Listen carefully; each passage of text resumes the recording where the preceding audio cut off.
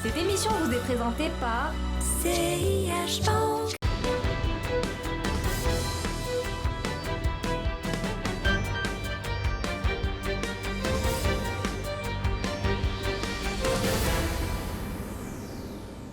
Bonjour à toutes, bonjour à tous et bienvenue sur Bourse News. On vous propose aujourd'hui de faire un point sur la tendance des marchés africains en parallèle à la nouvelle vague de contamination qui touche quelques pays de la région et puis voir un peu quels sont les arbitrages potentiels pour les semaines et les mois à venir. Et pour en parler aujourd'hui avec moi, Wissam Berbouchi, président de Hope Africa Asset Management. Bonjour Wissam. Bonjour Adil. Bonjour, c'est toujours un plaisir de vous recevoir pour parler de la situation sur les marchés africains. Vous qui êtes investi et qui surveillez beaucoup de marchés de la région.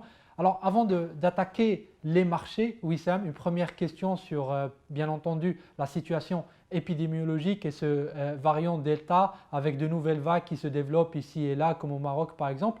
Mais on a quand même l'impression que les marchés font le dos rond, en tout cas les investisseurs ne regardent pas trop, on n'a pas beaucoup d'inquiétudes sur les marchés, pas autant qu'on l'aurait imaginé en voyant les contaminations dans certains pays. Je ne sais pas si vous partagez. Adil, on est aujourd'hui à environ 7 millions de cas en Afrique, ce qui reste un niveau élevé dans l'absolu, mais en relatif par rapport à d'autres pays, un niveau relativement correct. Encore une fois, moi, je prends souvent l'exemple de la France pour comparer. On a quasiment autant de cas en France et autant de décès que sur l'ensemble du continent africain, ce qui fait qu'on reste quand même sur une pandémie qui reste relativement aujourd'hui maîtrisée en Afrique. C'est sûr que par rapport au vaccin, il y a un vrai sujet aujourd'hui pour les pays africains, puisqu'on est sur des taux de vaccination qui restent très très faibles par rapport au marché mature. Alors le Maroc est en tête en Afrique avec un tiers de la population qui est vaccinée. Suit de mémoire la Tunisie qui doit être au-dessus de 10%, et puis on doit avoir l'Afrique du Sud qui est un peu plus de 5%. Mais l'essentiel des marchés africains, enfin l'essentiel des pays africains sont aujourd'hui à des taux de vaccination qui sont compris entre 0 et 5%.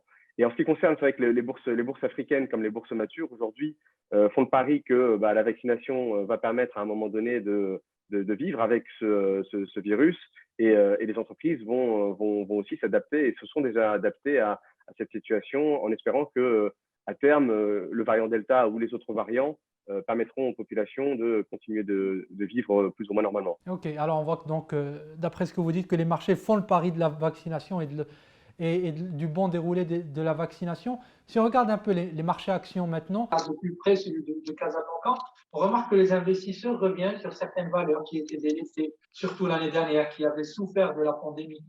L'immobilier, un peu le BTP. On voit même que le tourisme commence à résister avec des retours de flux.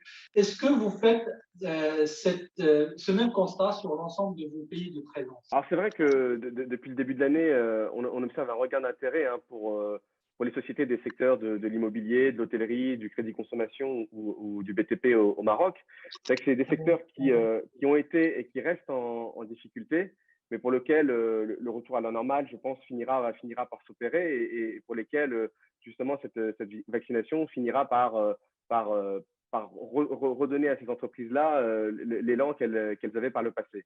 Il faut noter qu'au Maroc, la dynamique de la bourse de Casablanca, elle est soutenue par une croissance qui a été revue plusieurs fois à la hausse grâce à une bonne campagne agricole, et elle est soutenue aussi par des taux qui restent bas.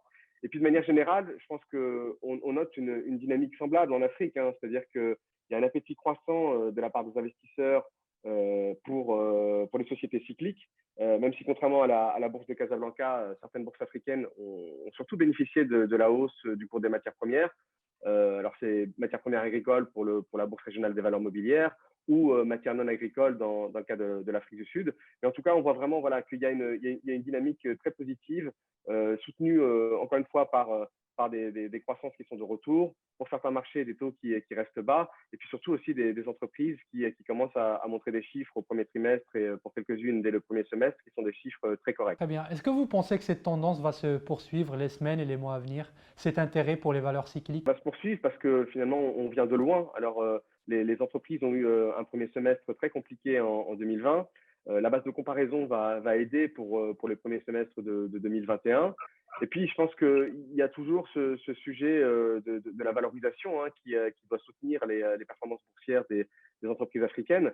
On voit par exemple pour les performances des marchés boursiers africains, plusieurs marchés qui aujourd'hui affichent des performances supérieures à 15%. Hein. Alors le Ghana en tête avec 41%, suivi par le Kenya à 17% ou encore la Bourse régionale des valeurs mobilières à plus 16%. Cette dynamique-là, elle est selon moi seulement le début d'un rebond, puisque ce sont des marchés qui ont été délaissés depuis quelques années, alors qu'ils étaient encore plus délaissés avec la situation de la crise sanitaire, mais qui affichent vraiment des taux de valorisation qui sont particulièrement attractifs et qui donc, une fois que les investisseurs commencent à s'y intéresser, a priori, il n'y a pas de raison pour qu'ils soient de nouveau délaissés. Si on rentre un peu plus dans votre gestion, Wissam, quels sont les arbitrages que vous réalisez actuellement? Vous savez, au sein d'Africa Picking Fund, on est un fonds donc, qui est investi exclusivement sur les bourses africaines. On a deux biais. On a un premier biais qui est un biais consommation. Donc, on a plus d'un tiers de notre portefeuille qui est investi dans la consommation de base et discrétionnaire. Et puis, on a également un biais small mid cap. Donc, on aime investir dans des entreprises de petite et moyenne capitalisation boursière parce qu'on estime que ce sont ces entreprises-là qui généreront la performance de demain pour notre portefeuille.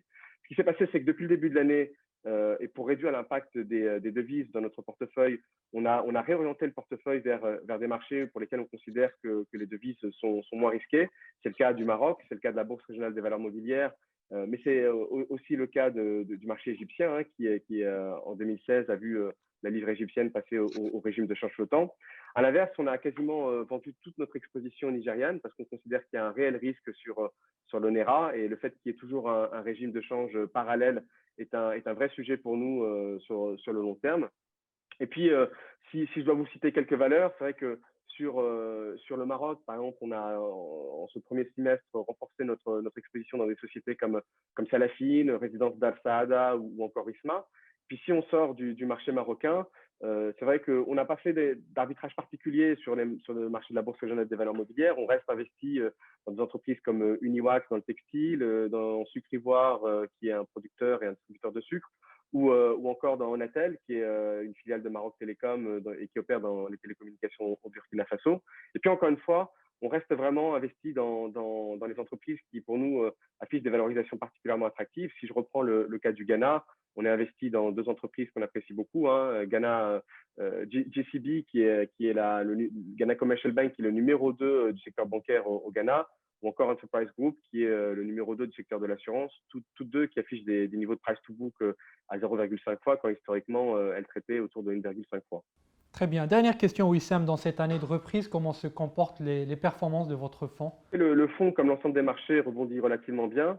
À la fin du mois de juillet, il affichait une performance en euros de plus 18,3%. Ce qui est intéressant à noter, c'est que malgré cette hausse, on a toujours un upside pondéré qui est autour de 60%, avec un price-earning ratio qui est autour de 11 fois. Et donc, ça laisse vraiment de la place pour une poursuite de cette dynamique sur les mois à venir. Très bien, c'est tout le mal qu'on vous souhaite, Wissam. Merci infiniment d'avoir pris le temps de répondre à nos questions et je vous dis à très bientôt pour un nouveau tour d'horizon des marchés africains. Merci.